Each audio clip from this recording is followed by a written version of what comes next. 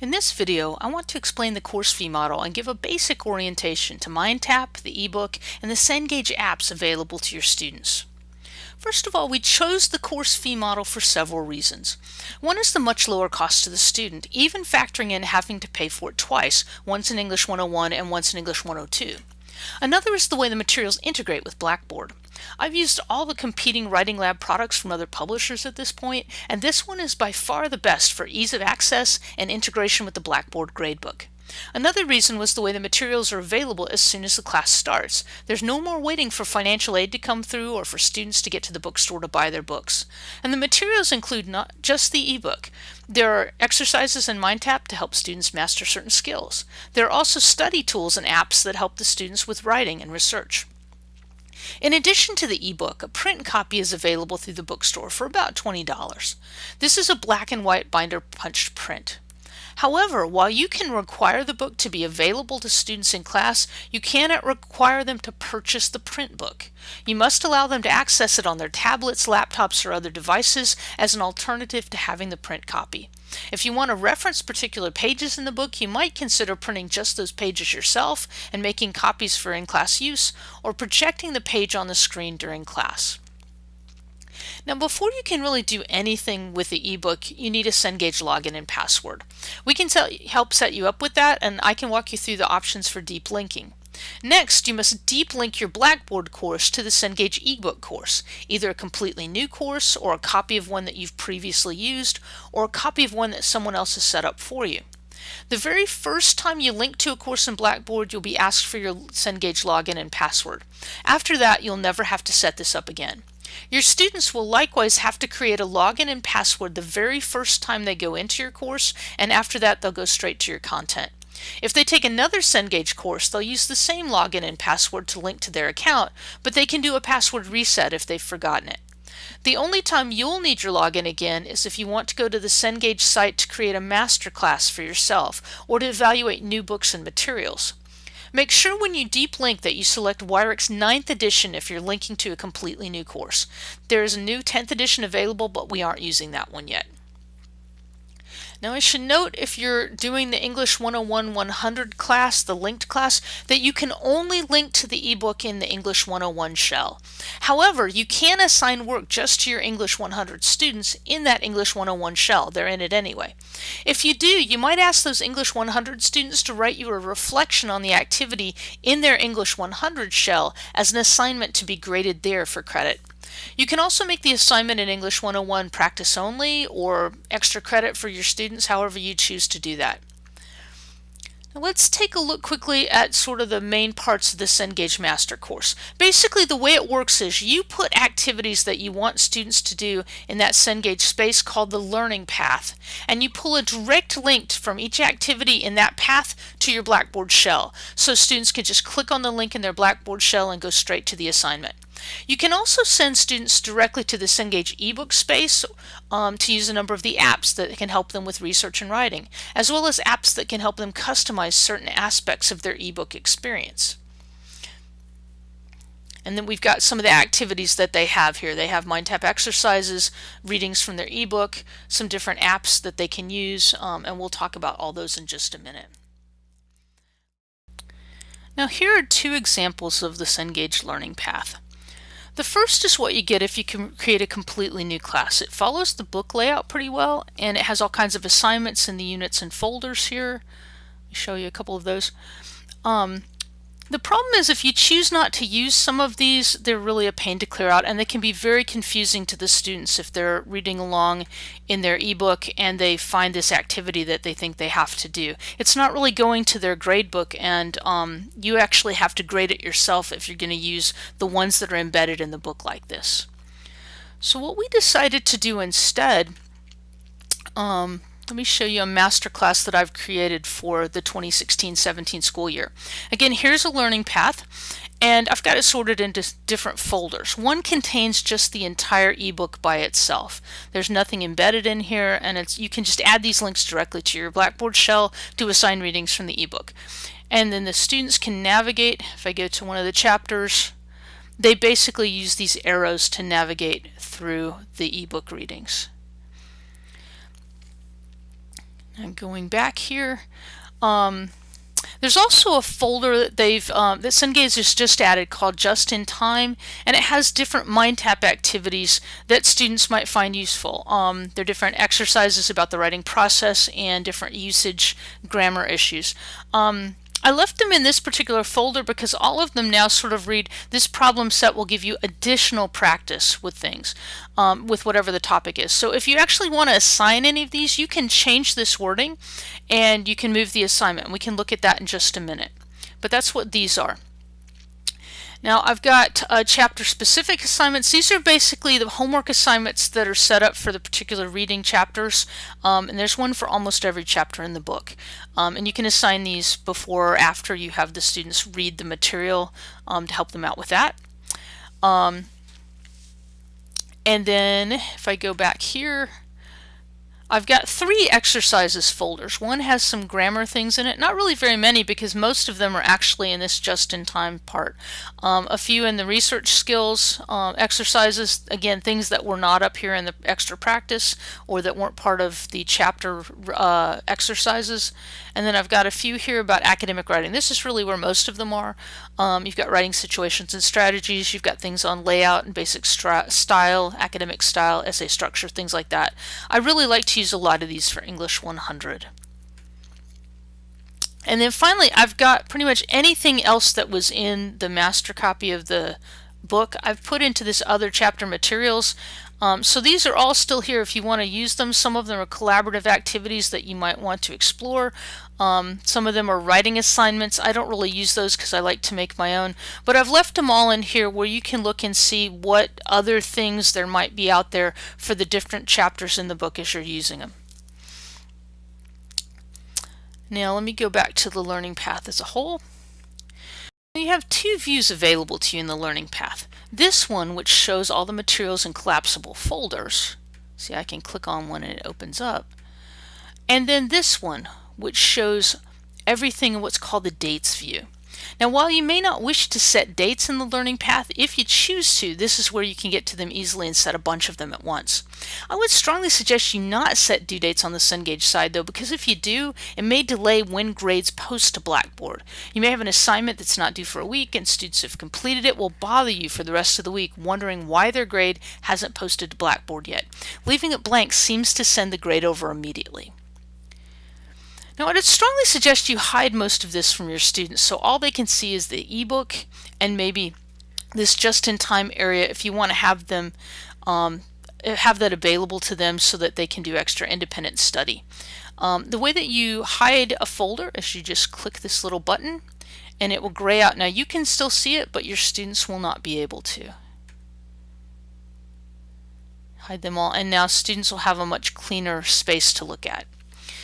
You can also get any of these back by clicking on this little eye and it will bring everything back for you.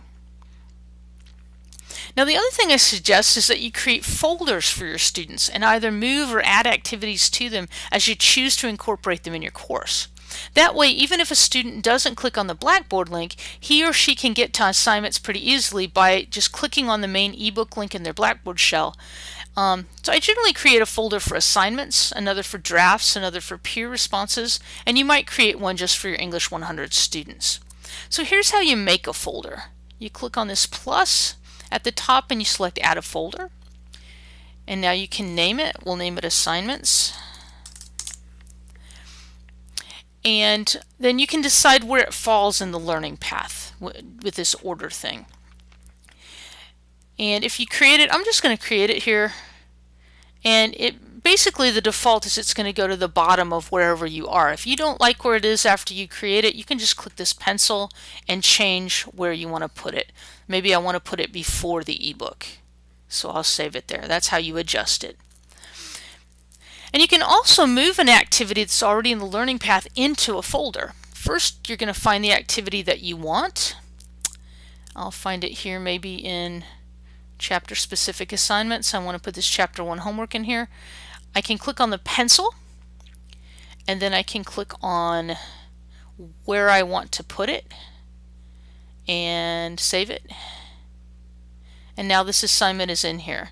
And if it's grayed out, all I have to do to enable it for my students is click on the eye and now it comes on.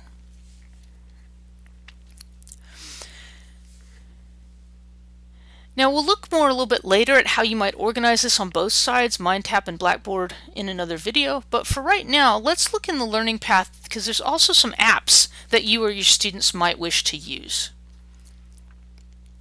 So basically the apps are over here on this side. If you ever have them and they're not showing up, you can click on these boxes and all of them will come for you. The first one I want to show you is Applia. Applia is basically where the self-graded MindTap activities live. All the things that are over here are Applia assignments. You can click on Applia itself if you want to get an idea what's in there. And one of the things that will tell you when you go over here is whether or not it's already in the learning path. If there's a check mark here by any assignment, that means it is somewhere over here. You just have to locate it. There are some that aren't, like this one is not in the learning path yet, and you can do some things to get those. You can also look and see what's in the assignments by just clicking on the plus and getting an idea what you want. Now I tried to pull as many of these over as possible, but you can always come here and look and see what's there. You can change some of the properties of the assignments too, like you can delete things that you maybe don't want in the assignment by just clicking on the X here, and you can also change the point values by clicking on the pencil and editing. You can also change some of the wording. So you have a lot of flexibility about how you want to do things. As long as you haven't pulled anything to Blackboard yet, as long as it's just over here, anything that you do over here will show up here, and then when you pull it to Blackboard later, it'll show up there too for the students. It'll change the way you want it. Now you can also add an activity that's not already in the learning path to your course, like this. I'm going to click on my plus. Instead of a folder this time, I'm going to add an activity, and I'm going to choose Applia from the activities. And now you get it's a view that's almost the same as what you just saw. The main difference is it'll now show you things that have not yet come over to the other side of the course. If there's a radio button here, it means that this thing has not been added to the assignments yet. And you can choose it and you can click continue. Unfortunately, you can't choose a bunch at once and bring them all over at once. You have to do them one at a time. But I'll do this one. I'll click continue. And I can choose where it goes. Maybe I'll put it in the assignments folder. I can put it at the end, or I can move it around. And I click save, and now it's been created, and there it is.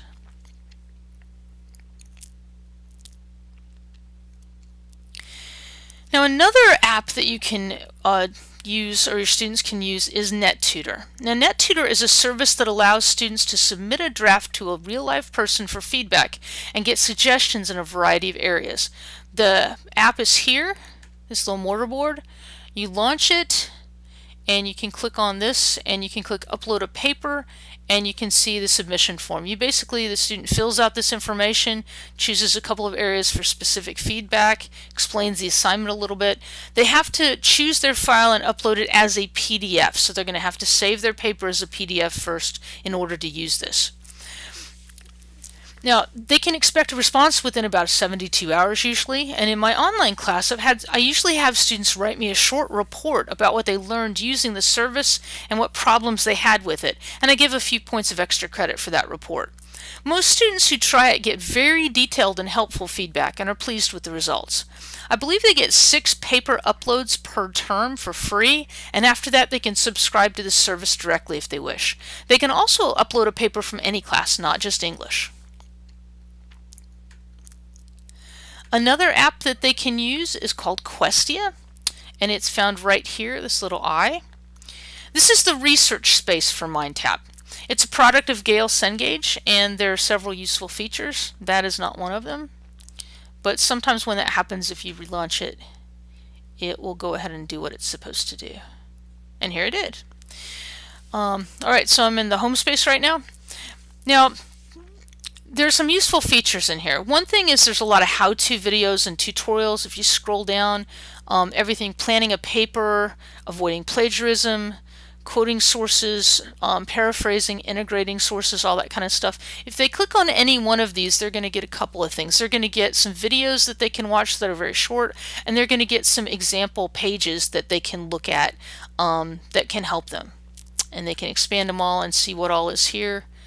And I often have students go and explore this in the online course.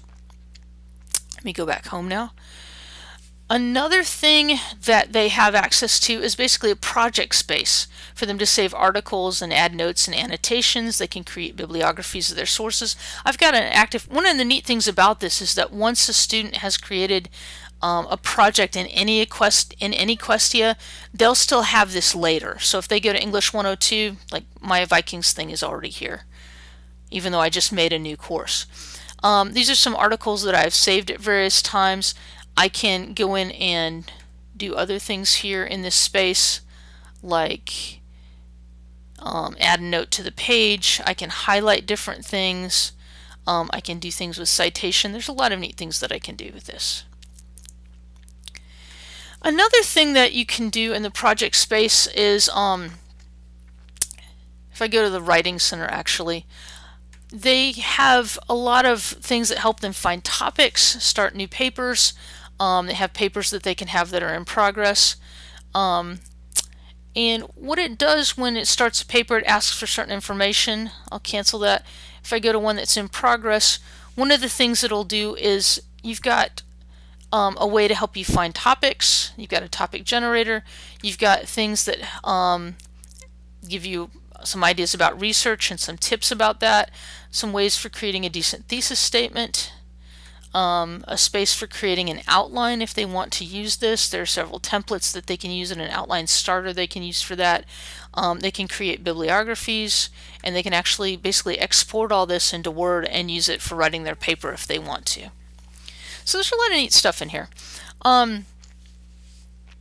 The bibliography engine, I should tell you, still outputs in the older MLA style, but it's not difficult to ask students to just convert them, or during the transition year you may not wish to leave well enough alone. I've got some demo videos about this and about annotated bibliographies that I'm happy to share if you would like to see them, that I've used in my online class. There are also apps that let students take notes or find notes in their book, or highlights in their book.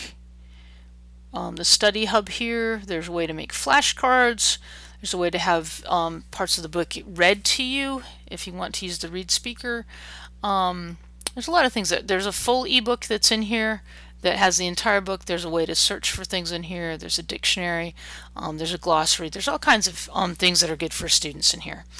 I want to go over to a different space.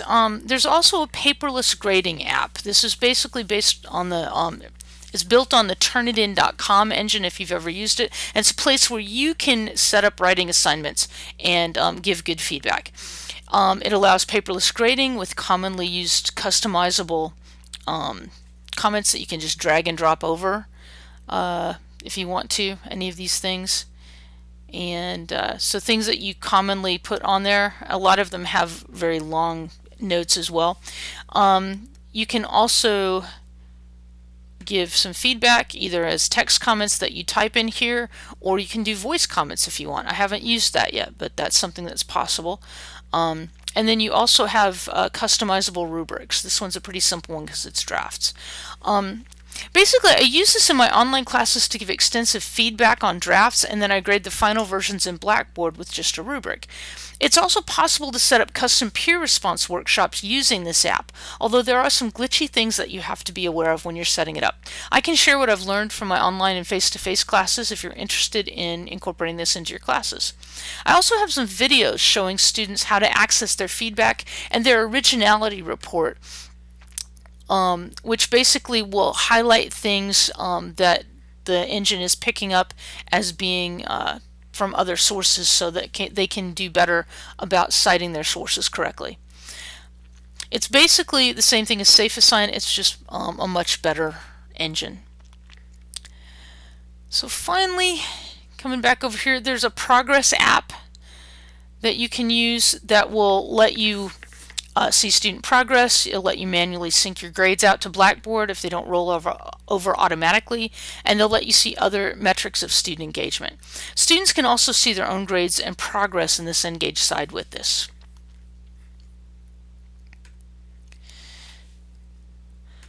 So basically these are the different apps that we have talked about a little bit, and of course there are more that we talked about as well. In the final video of this series, I'll talk more about the nuts and bolts tricks for incorporating MindTap and other Cengage activities into your class, and for adding some specific suggestions for working with English 100 students. I'll also go a little bit more into detail about the technical support options and resources that you can use to help you and your students use the ebook more effectively.